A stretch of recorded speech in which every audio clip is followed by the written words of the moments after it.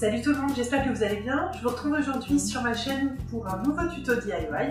Aujourd'hui, on va réaliser ensemble une petite étagère effet marbre et cuivre en utilisant de la pâte Fimo. Alors, petit spoiler, la pâte Fimo et moi, ça fait 25 632 au moins. C'est-à-dire que concrètement, ma seule réalisation en pâte Fimo avant ce tutoriel, c'était ça. Et vu son regard, j'ai parfois peur qu'il me tue pendant mon sommeil. Mais j'arrive pas à me résoudre à me lever. Je sais pas. Il me fait de la peine. Donc pour le moment je le garde, mais je pense que je vais le cacher au fond d'un tiroir. Donc concrètement, vu mon niveau en pâte Fimo, si moi j'y arrive, vous devriez pouvoir y arriver aussi. Donc pendant ce tutoriel, je vais d'abord vous montrer comment obtenir l'effet marbre avec la pâte Fimo, comment le mouler, etc. Et ensuite, comment assembler tout ça avec des morceaux de tube de cuivre pour créer une petite étagère. Donc on s'y met ? On va avoir besoin de deux couleurs de pâte Fimo, une claire que l'on va avoir en grosse quantité et une plus foncée que l'on va avoir en beaucoup plus petite quantité. On va diviser en deux la couleur la plus claire et on va commencer à la ramollir en se servant de la chaleur de ses mains. On va créer un boudin un petit peu allongé et ensuite on va faire pareil avec la plus foncée. On va la diviser en deux, une partie beaucoup plus grosse que l'autre et chacune des parties, on va faire un boudin de la même longueur que notre boudin clair. Cela va donc nous faire deux boudins foncés, l'un d'un diamètre beaucoup plus fin que l'autre, mais les deux de la même longueur. Je réchauffe bien la pâte entre mes mains et je travaille toujours d'abord la couleur la plus claire, ensuite la couleur foncée, sinon on risque de mettre des saletés dans la couleur claire. Une fois que ces trois boudins sont faits, on va les accrocher ensemble et les torsader pour commencer à créer les marbrures qui vont constituer le dessin du marbre. Une fois qu'on a torsadé, on écrase bien, on replie et ensuite on va torsader à nouveau. On travaille bien la pâte sur la table afin de bien lisser les rayures entre elles.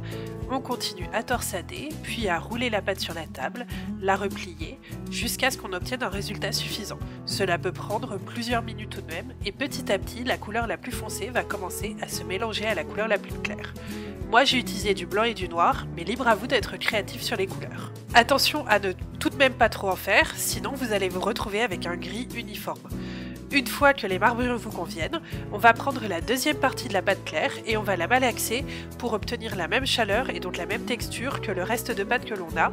Et bien évidemment, on va créer un boudin de la même longueur. Donc je malaxe bien pour que ce soit bien souple afin d'avoir des choses qui se mélangent bien. Et là, pareil, on va coller les deux boudins entre eux, les torsader pour commencer à les mélanger, puis les écraser sur la table, replier, retorsader, etc. selon exactement le même processus. N'hésitez pas à régulièrement changer le sens de vos torsades afin d'avoir des marbrures qui sont un petit peu plus aléatoires. On va aussi régulièrement pouvoir ramasser la pâte entre elles afin de pouvoir avoir quelque chose de plus souple et pas seulement des rayures parallèles. Là, j'avais quelque chose de trop foncé, donc j'ai décidé à nouveau de rajouter de la pâte blanche pour avoir quelque chose qui soit beaucoup plus blanc et je rajoute des quantités différentes de blanc afin d'avoir des rayures plus ou moins grosses. C'est un petit peu de la patouille de la cuisine jusqu'à ce qu'on obtienne quelque chose qui nous convient. Quand on arrive à un résultat qui nous convient, on pèse et on coupe en deux car on va avoir besoin de deux étagères de taille égale. Ensuite, on malaxe à nouveau de manière un petit peu aléatoire, puis à l'aide d'un rouleau à pâtisserie, entre deux feuilles de papier sulfurisé, on va bien étaler la pâte de manière circulaire. On va faire ça pour les deux moitiés afin d'avoir deux ronds à peu près de la même taille.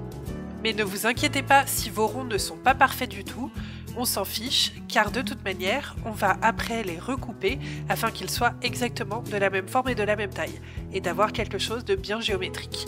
Le but ici c'est de bien les aplatir pour qu'ils soient à peu près de la même taille et surtout de la même épaisseur. J'ai à peu près une épaisseur de 3 à 4 mm sur l'ensemble de mon rond. Là, je me sers du couvercle d'une boîte qui est de la forme que je souhaite et de la taille que je souhaite pour me servir de base afin de pouvoir découper à l'aide d'un cutter tout autour de la pâte Fimo. Je n'hésite pas à découper en conservant le papier sulfurisé, ça va me permettre de faciliter derrière la manipulation de l'ensemble. Je découpe bien, je n'hésite pas à y aller un peu franco pour passer au travers de la pâte. Et voilà. Si jamais le morceau de pâte Fimo reste coincé à l'intérieur du moule, glissez très légèrement la lame de cutter à l'intérieur du moule afin de pouvoir créer un petit appel d'air et de pouvoir décoller facilement le morceau de pâte Fimo de l'intérieur du moule. On va maintenant laisser les morceaux de pâte Fimo de côté sans pour autant les cuire. on va encore en avoir besoin souple. Et sur notre tube de cuivre, on va découper 6 tronçons d'une longueur de 13 cm. Bien sûr, les dimensions que je vous donne dépendent de la taille de l'étagère que l'on veut faire. J'utilise un petit outil qui coûte environ 2-3 € qui permet de couper facilement les tubes de cuivre. Vous trouvez ça en magasin de bricolage. Si vous voulez plus de détails sur comment faire, je vous ai déjà montré en détail comment est-ce qu'on se sert de cet outil-là sur la vidéo où je faisais un dérouloir à papier d'aluminium pour la cuisine. Pendant que je découpe, je vérifie bien que tous mes tronçons sont de la même longueur. Si jamais il y a des différences même d'1 ou 2 mm, n'hésitez pas à recouper tous les tubes ou bien à en couper d'autres. Maintenant, je vais pouvoir retirer le papier sulfurisé de l'un de mes morceaux de pâte Fimo. Je retire juste un côté, je peux garder l'autre pour le moment. Et ensuite, à l'aide d'une règle, je vais pouvoir tracer des traits très légers qui vont de toute manière être sur le dessous de mon étagère. Ces tracés vont me permettre, avec un tube de cuivre, de pouvoir l'enfoncer dans la pâte de manière bien régulière à chaque angle de mon hexagone, afin de pouvoir créer un trou qui soit du diamètre exactement de mes tubes de cuivre. Je fais ça avant la cuisson, car bien évidemment la pâte Fimo est encore très molle, et donc c'est très facile à faire. Si jamais le petit reste de pâte reste à l'intérieur, je n'hésite pas à me servir de la pointe de mon cutter pour la soulever et le retirer. Attention, je ne fais ça que sur un des 2 hexagones. On fera quelque chose de différent sur le second. En fait, celui-ci va correspondre au fond de mon étagère, ce n'est donc pas grave que l'on voit le dessous des trous. Par contre, pour le second dont on va s'occuper maintenant, il ne faut pas aller jusqu'au bout car il va constituer le dessus de l'étagère. Je vais donc utiliser la même technique pour me repérer avec la règle que j'enfonce légèrement dans la pâte Fimo, mais par contre, je vais juste enfoncer sur la moitié de la pâte le tube, afin de créer un léger creux à l'intérieur de la pâte pour pouvoir légèrement enfoncer le tube à la fin lorsqu'on collera l'ensemble, mais par contre, je ne vais pas jusqu'au bout, sinon on verra le dessus des tubes à travers l'étagère et ce ne sera pas très joli. Là, tout ce qu'on veut, c'est créer un repère, une petite cale sur laquelle le tube va pouvoir se poser sans pour autant l'enfoncer complètement. Là encore, je reproduis l'opération pour les 6 pointes de mon hexagone. Et une fois terminé, je vais pouvoir enfourner les 2 morceaux de pâte dans mon four selon les indications qui sont sur le paquet de la pâte polymère.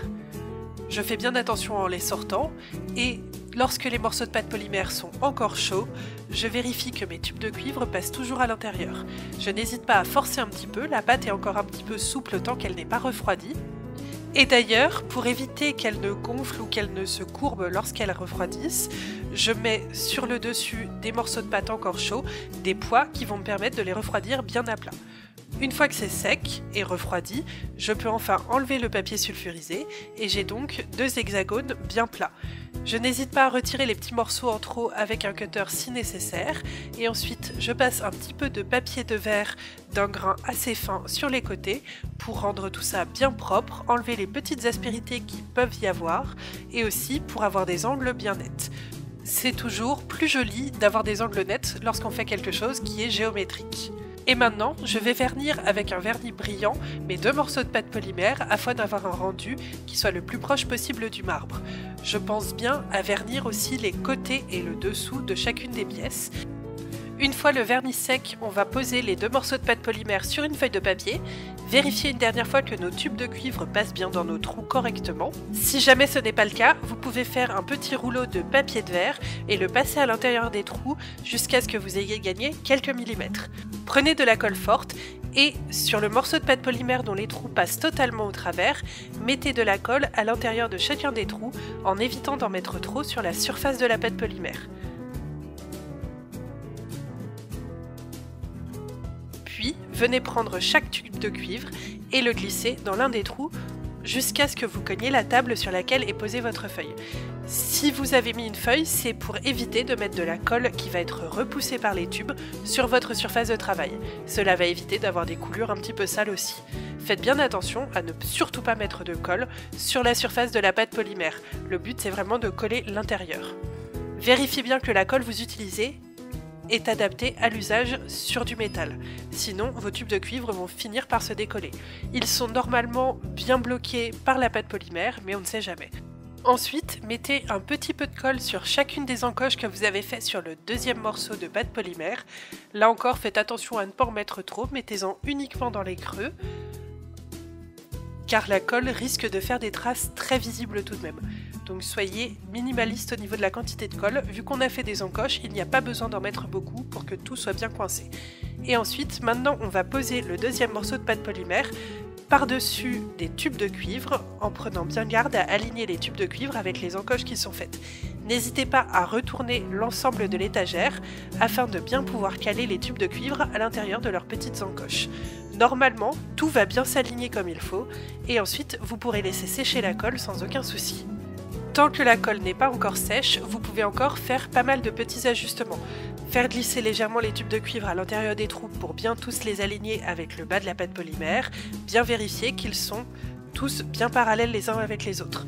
J'aime bien mettre un poids sur le dessus de mon étagère le temps pendant qu'elle sèche afin de bien bloquer l'étagère, afin qu'elle soit bien parallèle, et je fais encore de petits ajustements tant que la colle n'est pas sèche pour que mes montants verticaux soient tous bien parallèles les uns avec les autres. Et voilà, vous n'avez plus qu'à laisser sécher et c'est fini!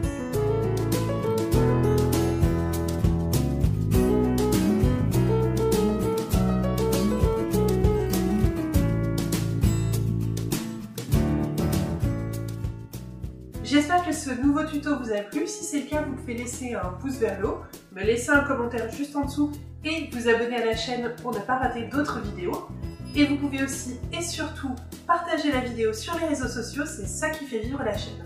Quant à moi, je vous dis à très vite sur ces mêmes réseaux sociaux et pour une prochaine vidéo. Salut!